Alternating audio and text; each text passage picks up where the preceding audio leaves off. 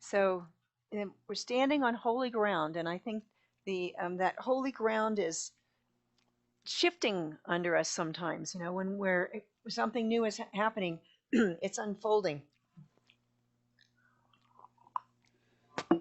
I'm thinking about that a lot because my husband Michael and I just returned from a great vacation to Iceland. And Iceland is a land, amazing world. Um, it's I'm a little jet lagged, but it was such an inspiring trip. It's an amazing world that's full of glaciers and volcanoes and people that live authentically and in harmony with nature. I mean, the number of birds on that island and it's just amazing in and of itself. I mean, there were so many. Sometimes it would be like a whole swarm of flies, but it was just birds just filling the sky. It was amazing. So today, as I talk about taking a pause for guidance in our slide there, and the sparking imagination, I'm going to weave in some stories from our trip to Iceland because I think it really fits well with this idea. You know, our imagination likes to play in the realm of possibilities. When our intellect solves problems by applying existing knowledge, things we already know, to a new situation. But when we flip to imagination, we go beyond all of those known solutions and open ourselves up to the 360 degrees, the infinite possibilities that spirit has that can be manifest. And so we create, when we take time for a pause, during that pause, then this is what we need to do to be open to those higher possibilities, to get out of the rut of what we've been in and try something new. You know, we stop all of our doing and stressing and instead we just rejoice in being alive and being a part of the one life that is God. That is our true essence. That is our higher self that is expressing itself. You know, when I was a child, one of my favorite things to do on a summer vacation we had a great grassy lawn, and I'd go out in the back and I'd lie down and just, taking in the warmth of the sun, and I'd watch the clouds go by, right? And so some of those clouds would be like an elephant that would be slowly ambling by, or maybe it would be some big white puffy clouds that just would look so solid I could just lie down and just nestle down and have a nice quiet nap, right? And then there was times when the sun would be coming in and out of the clouds, playing hide and seek, right? So, but all of this, when we get into this kind of relaxed state and we're just in a state of being fully present and noticing what's going on with us, this is when we are open to those higher possibilities and being part of the one, right? When we're agitated and anxious and we feel stressed out, we feel separated from the one spirit, then we're just dealing with our intellect and our knowledge and what we've already known. And rather than being just like being a computer when it's running on its own versus when it's connected to the internet, big difference in what you can discover, right? The and also as we relaxed into the trust, into that spirit, if we have any fear, if we've been holding on really tight, that fear is cracked open when we're relaxed, and the light can come in and illuminate our vision and illuminate our lives and allow those greater possibilities to manifest. Albert Einstein, he lived in such a state of trust and creative imagination. It's revealed in his comment. He said, imagination is the preview of life's coming attractions. And he had some pretty amazing coming attractions that he contributed to the world, right? So let's talk about this. Let's talk about imagination and will. Now, Carol read from the glossary of the Science of Mind textbook about imagination and will, and it's, when you read it, I have to read that over and over sometimes to just really grok what he's meaning. But these are fundamental concepts in the science of mind.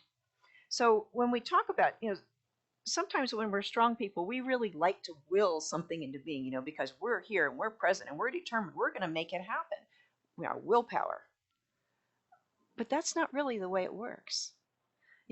Spirit is always continually manifesting. It's a flow that's infinite. And so, if you've got this infinite flow, we just create a little cup to receive a piece of it. Or maybe we have a big barrel, or a big fire hose or what have you. But all we're doing is directing that flow. It's going to create something. Whatever our imagination is focusing on, that's what we're going to create. No, it could be negative. It could become something that we're fearful. We're thinking that the sound is not going to work on our AV system this morning, and so it can manifest that if that's what we're focusing on. But if we want to change it, our imagination suggests some other possibilities. And so when we focus on those higher possibilities, then that flow says, oh, we changed the channel? Fine. And it will create that. So our will then, so the way it works is that we first surrender and remember that we're one with spirit. We allow our imagination to open up to the higher possibilities that are always there, waiting to be manifest. And then we choose.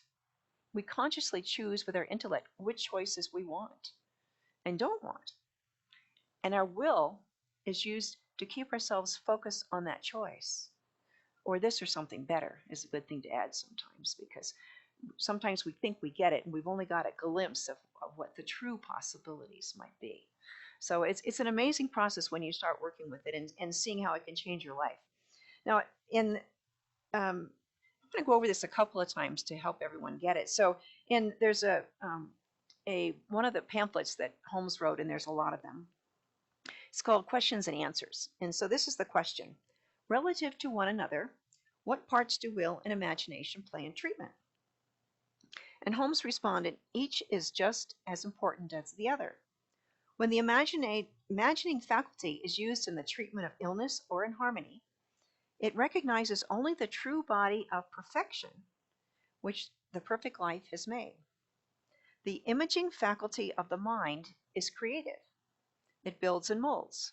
It makes the mental form, conceives the desire consciously or unconsciously. So that's the mental form. That's the cup that we take, or the teapot, or the barrel, or whether we're choosing an elephant or a picture of an elephant. I mean, what is it that we're looking at? But maintaining this recognition of perfection is the work of the will. Right? So when we start believing in the material world as it's all there is, then we limit ourselves. But the material world is just a manifestation of what's going on in consciousness. So we want to focus on the perfection that's always there at that level of possibility. And so without direction by the will, imagination becomes mere daydreaming, wishful thinking. Right? So this is how we turn it into action. And so, and another quote from Ernest Holmes. The imagination and feeling are creative where the will is only directive. So the will, the imagination, and the feeling must come into mutual agreement before there is a right mental life. All right? So when we want to go from a life it's all about stress and hanging on and just barely getting by, to one that life seems to just flow, that charmed life that's possible, it all goes with that managing the will and the imagination together. Right? Picasso believed in this as well, but he also had an idea that makes you pause. Every act of creation is first an act of destruction. All right?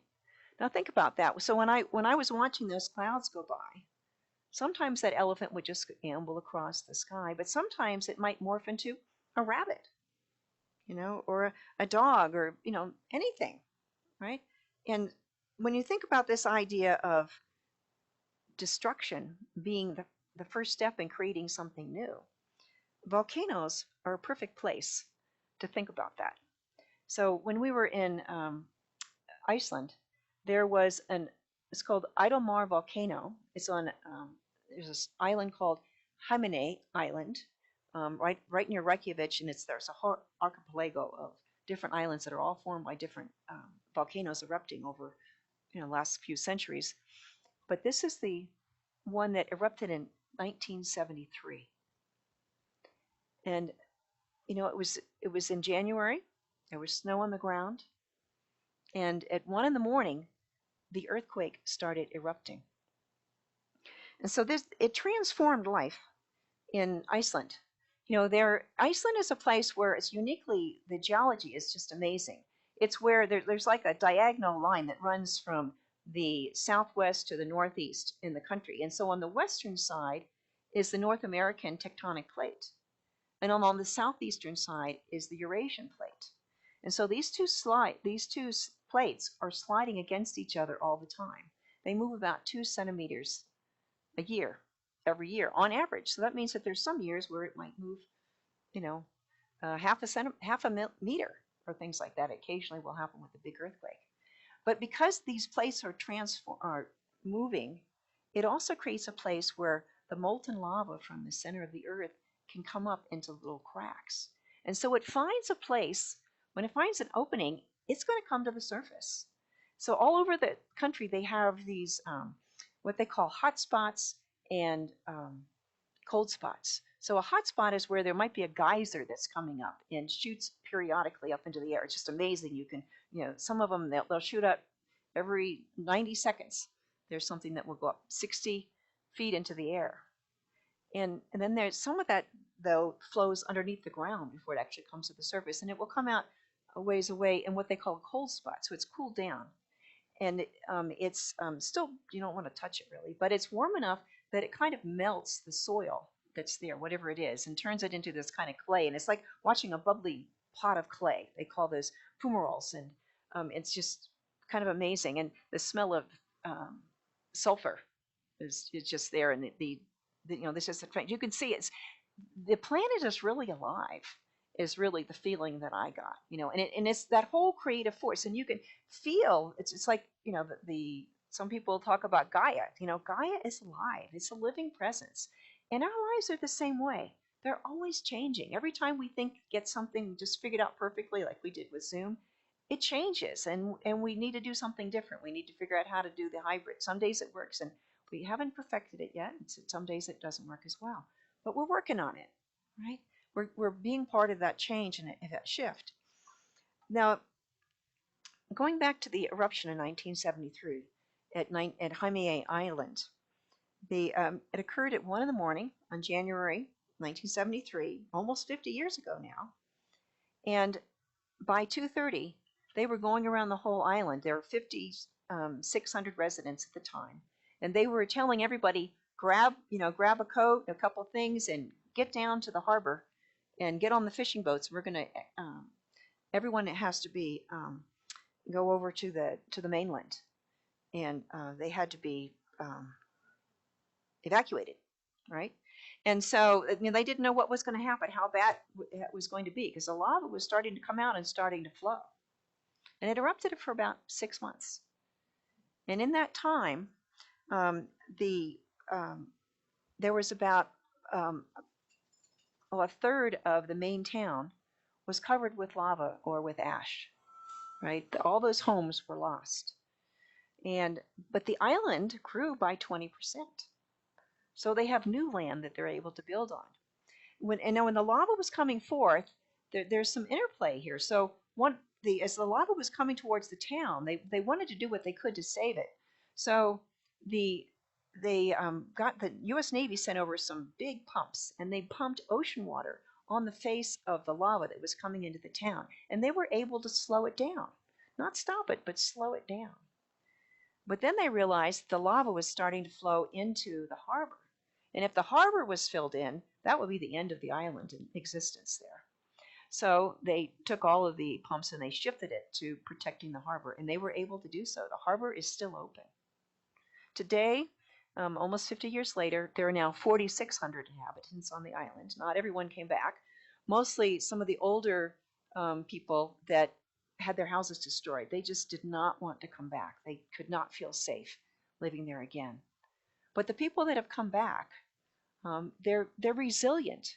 There's something of wanting to be there in the face of adversity. And as people came back, the guide that Michael and I had that day showing us on Jaime Island, his 2 grandfathers, before his parents got married, had lived in houses that were across the street from each other.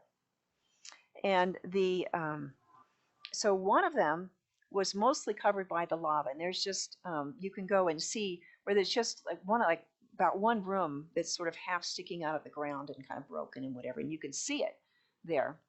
And then it's right next door to the museum that was the Alzheimer Volcano Museum, and it's a volcano. I mean, it's a museum of memory.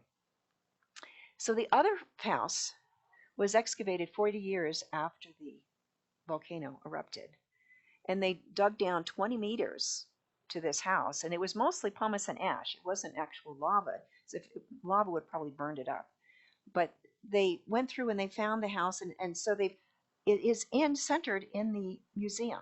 So the museum is built around this house. So you can go in and they have this great exhibit where it shows you, some of the wedding gifts that are there, and their china, and this old sofa, and all the different things that you would find in your house are all still there, and it had been carefully excavated out. And as people came back to the island, his mother, who was about 7 or so at the time, she kept a diary of all the people that showed up. Okay, today there was one new light that was shining.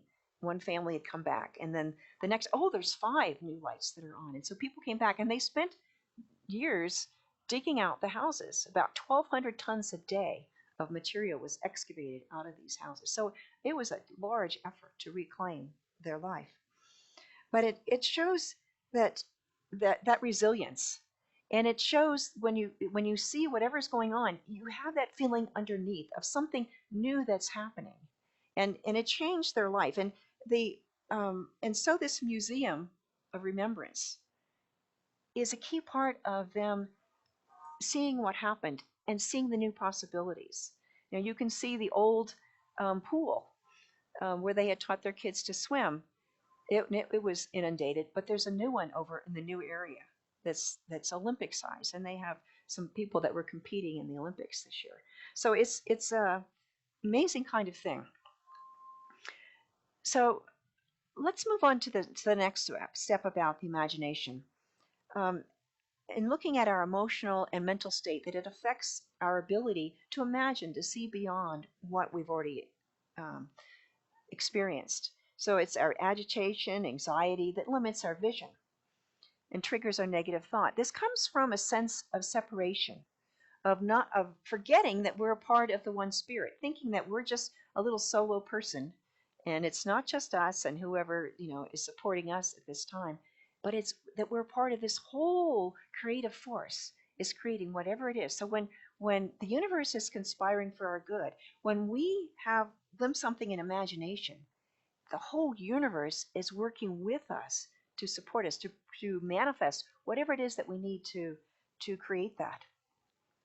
Now, one of the big barriers, though, that keeps triggering that anxiety and agitation is our voice of judgment, right? Now, judgment, we talk, well, this is the voice of experience. This is the voice of reasoning. This is our voice of reality check. Yes and no. Where does that voice come from? Is it our fearful self setting up something that's believing in the material world as all there is, that the material world cannot be changed, that it doesn't evolve, that it has to be the same as it always was? And so part of our ability to free our imagination is to use our will to control and address that voice of judgment. So judgment comes in many faces. So part of it is our self-judgment that we have about, we're probably the toughest judge of ourselves compared to a lot of people, thinking of who we are, that we're not good enough or what have you. But then we also have judgment from others. That we hear somebody say. I remember when I was when I was in my high school drama class, I had a teacher to say, "Oh, you're such a pansy," and it was like, well, I remember the next year I went on and played a part of a woman getting murdered, and I was definitely not a pansy when I was screaming, because the secret squirrel policeman in the building came running down the hall to find out what was going on. So but if I had let her stop me, that's where I would have been. And then we also have the collective judgment that we have from all of society that says this is good, this is bad, you should do this, good people do this, bad people do this. And so, but we accept it, and it may not be true. if we're ever going to evolve, we have to go beyond what's been accepted in the past. And then finally, the biggest judgment is we take all of this and we put it together and we just banter it back and forth like a ping pong table, and we say, well, I'm not good enough, and it's because Mary told me that I'm not good at speaking, and I'm not good at getting up in front of a group, and and if you can't get up in front of a group, well, how could you ever be a minister? I mean, you just take it back around and around and around, and you just get locked in. So we have to relax, settle into spirit, and listen with that voice and wisdom of spirit rather than the voice of judgment that limits us so much. Now, Holmes had a great quote on this. Imagination carries with it the feeling and conviction, which means life and action. Right? So the imagination is what allows us to move forward with that life and action in something greater than it's been in the past. Now, Iceland had a great experience moving beyond what they had known. And it was during World War II. At the beginning, Iceland was neutral, just like its neighbors, Norway and Sweden. You can see them, hopefully you can see them on this screen. So they're really close together. And Iceland is considered a part of Europe. Remember, it's the Eurasian and the North American plates run through the middle of it. And Iceland wanted to stay out of the war, much like Norway and Sweden wanted to do it at one time. And on May 10th, 1940, the same day that Germany invaded France and Belgium and Holland, England invaded Iceland because Iceland was not willing to step up and allow them to enter. So they invaded it because they did not want to have Germany to have that access, which would put the United Kingdom in jeopardy. So it was important to them strategically. What's interesting is that the excuse me,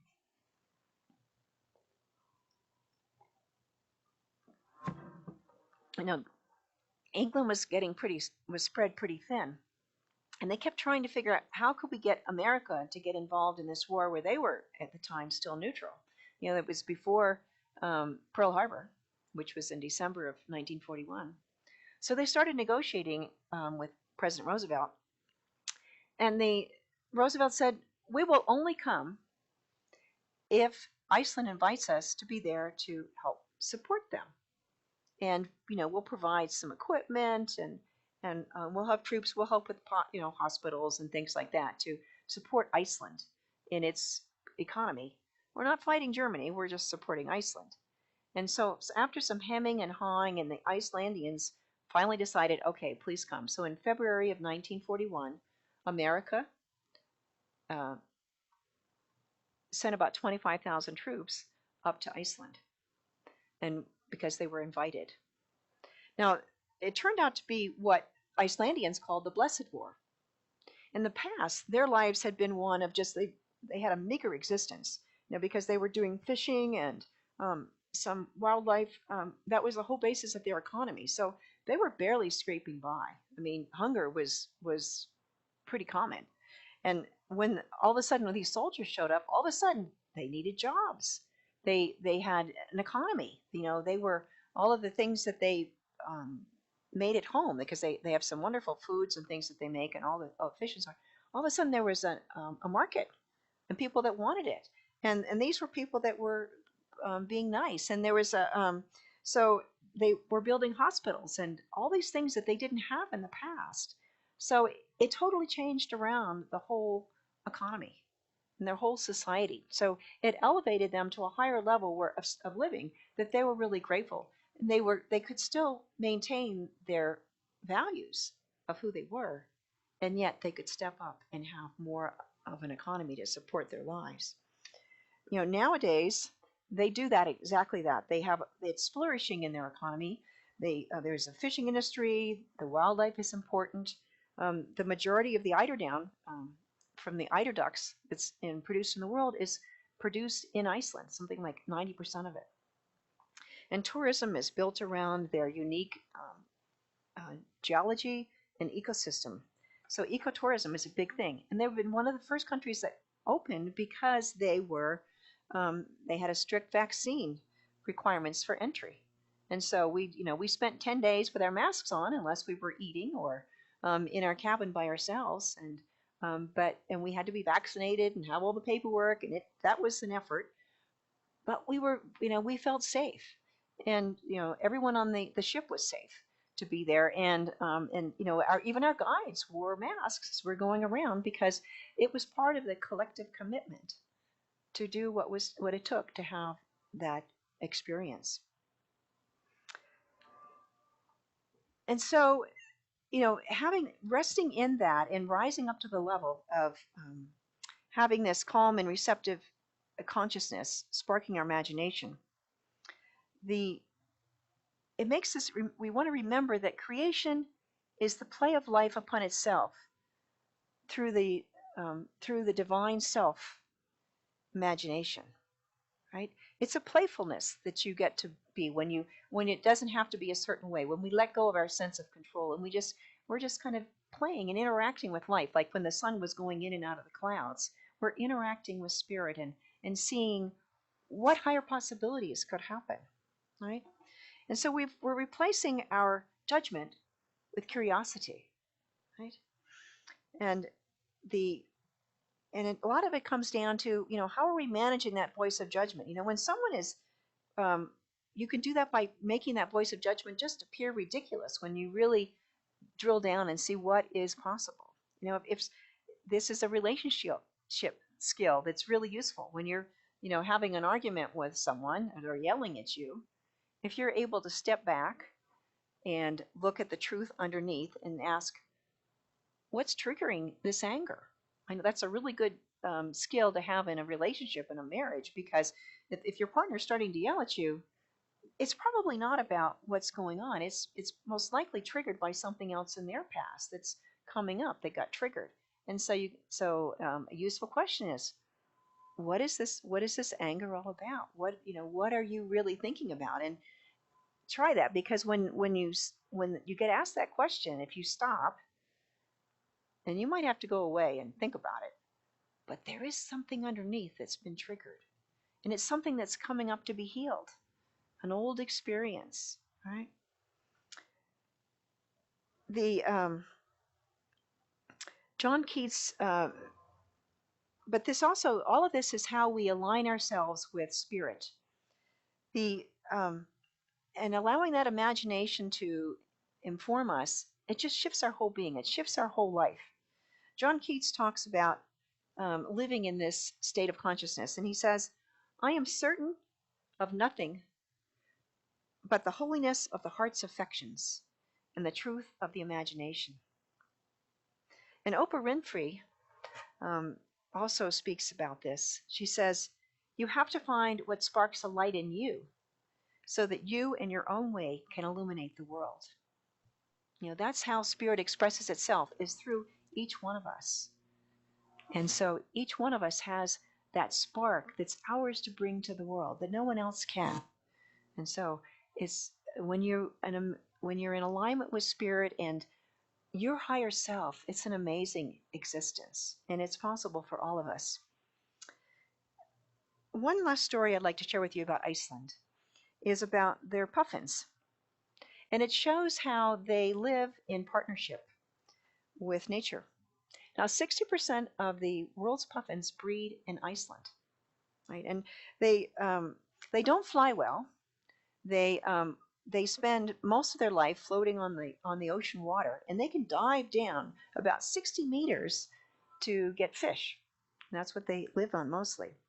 But when they do try to fly, they're so kind of heavy relative to their wingspan that they have to flap their wings 300 to 400 times a minute just to stay afloat. So they don't fly very far very often. When they nest, amazingly, they nest on the side. They have these so many islands are like this because they're volcanic.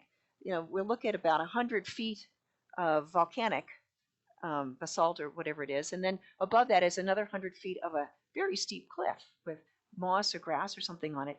And they don't build nests because there's not a lot of trees around there. They'll drill down into the soil that is there and that's where they lay their eggs. Now, they mate for life. They live about 20 years, and so the same couple will meet in the same place and use that same hole that they've drilled into the ground for their single puffling that is hatched every year. And so they come back and they bring the food to the puffling once it's hatched. And when it's ready to fly, when they're ready to move on, they it's kind of a little crazy thing, but they take the hatchling when it comes up on the surface and they kind of push it off the cliff, and so it can kind of glide along, and it's hopefully it will land into the water, and it's still pretty too heavy to fly. It hasn't really learned to fly yet, so it takes it a little over a year to actually to learn how to fly, but because it has to practice and with its wings that aren't quite that great, but it can start eating right away. But what happens is because of all the lights on the islands, when the hatchlings come out, when they're gliding, they can go around in the currents in the air pretty far and turn and so forth. And so at night, they will see the moonlight glistening on the ocean, and they'll head down to the ocean. But if they see the lights from the city instead, they're going to land in the middle of the city, which is not a really healthy environment for the puffins. So one of the traditions that they've created is the parents and the children go out and they look with a flashlight and look for pufflings. And they put them in a little box, and kind of seal it up, but still with some air coming in. And then the next morning, they'll weigh it and measure its wingspan and document it. And last year, there was about 7,000 of these pufflings that they rescued. And about 200 of them got tagged that are monitored. And so then in the evening, then they take them down to the water and they release them out into the ocean so that they'll be safe and be able to move forward. So this is a wonderful tradition because it's something that the families can do together. Everybody that mentioned this to us, they talked about it. They love it more than Christmas, and that's for a child to say, "I love this more than Christmas." It's pretty amazing. But the families do it together, and they also teach their children about the importance of living in harmony with nature and our stewardship, why it's so important that we live together with nature, because the wildlife and nature supports them and their families, and they need to support nature. It's a partnership. So they're listening to spirit. They're allowing something greater to occur. So let's put this all together. When we look at all the conflict that's going on in the world, all the strife, it's a pretty amazing time. One of the ministers on our internet this week sent out a notice. It's time to pray. That's all she said. And when you think about it, what is going on right now, right? We had a little break from hearing all the news while we were on vacation, but there's wildfires that are here and in California and throughout the Northwest, and all the smoke, even if they're not fires, there's smoke that goes to New York and even into Europe. We have the COVID pandemic resurgence that's going on here in California and everywhere. The arguments about wearing and not wearing masks, all of this stuff. How do we move forward out of this pandemic? Afghanistan. We're looking at, in just over a week, 20 years of effort has been turned around. I mean, it's heartbreaking to see, and thinking about what's going to happen to some of the people, especially the women and children, in this process. Haiti, it just suffered another 7.2 earthquake. At least 300 people are dead, and this is just the latest in their political and environmental issues that they've had to deal with. Our country's internal conflicts is we're transitioning from one leadership and decision making to another, and trying to find a direction and unity. And even the California recall election. I mean, there's just so many different things going on. So how do we deal with all of this stuff? Right? It seems it's overwhelming. Now, typically when we hear all this stuff, if we're responsible and we do things and we say, got it, I handled this one, next I'll handle the next one, and We're like soldiers. We get up and we just deal with it one after the other, after the next, after the next. But we also numb ourselves to the pain and the craziness of it. We get ourselves locked in to this is the way it's got to be. Now, Jennifer Pisanix in our August magazine, she wrote a great article about an alternative way of doing it. Instead of saying got it, say got it, G-O-D, it. And when we do that, this is when we step back and we look at that perfection that's underneath, the, um, the unchangeable spirit. And we say consciously, God has it all. God's perfection is being manifest. And letting go of our need to control and just listening to what is we are called to do individually, to be a part of supporting that shift in consciousness, that shift in the manifestation. And so instead of saying got it, say got it, and allow yourself to be yourself transformed internally, which will lead to the transformation on the outside. So this is how we practice got it. First, we relax and align ourselves with spirit within and all of life. Then we allow our imagination to lift our consciousness above what seem like mountains, really man-made mountains, and see the divine perspective of wholeness and infinite possibilities. We listen to Spirit's guidance to choose and listen, and then engage our will to select our chosen course, not out of fear, but out of conviction in the presence of Spirit as the one power. And then our judgment is replaced by curiosity. Curiosity to see what's going to happen as life unfolds in all of its wonder and amazement and goodness. The joy of being alive, the joy of discovering what sparks our imagination and sparks a life in us so we can become a channel for light in the world. All is well and all is perfectly divine. So let's take this to prayer.